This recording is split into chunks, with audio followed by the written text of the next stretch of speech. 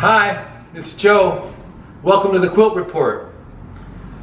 Well, I just got back from Italy, where I made a whole lot of new friends and had a wonderful show over there in a beautiful gallery as part of Verona Tessile. They said, in fact, that I had set new records there for mispronunciations of the Italian language. And I mean, whenever you set a new record, that's got to be a thrill, right?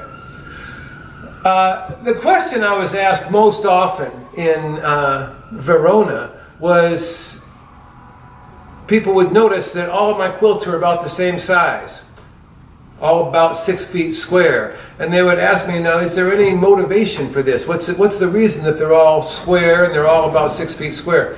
And here's why. Quilts of the 19th century, which is where I went to school, is studying quilts of the 19th century, were very often about 6 feet square. It's a nice size to put on top of the bed. You don't use a quilt for a bedspread. You use quilts to lay in layers, as many as you need according to how cold it is. And that's a human-sized thing.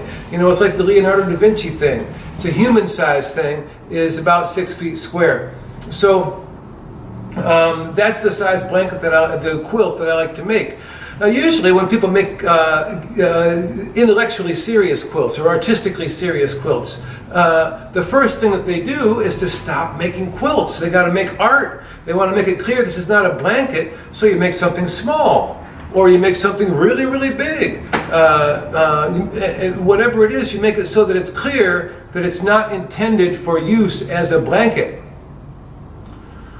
Well, I don't see any conflict between making something. This is what I learned how to make, was quilts that were intended to warm you against the coldness of the universe.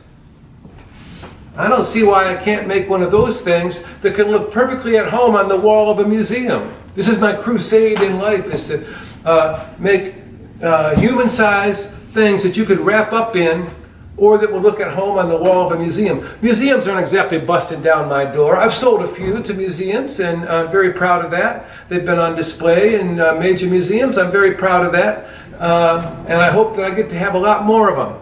But the fact is, this is what I learned how to make, was quilts that are about this size. And I'm going to continue to do that. That's what I like to do. And that's the scale that I like to work in. When you walk into a room and you see one of my quilts on the wall, 6 feet square, it's a big old thing, and it kind of gets your attention. It has a presence.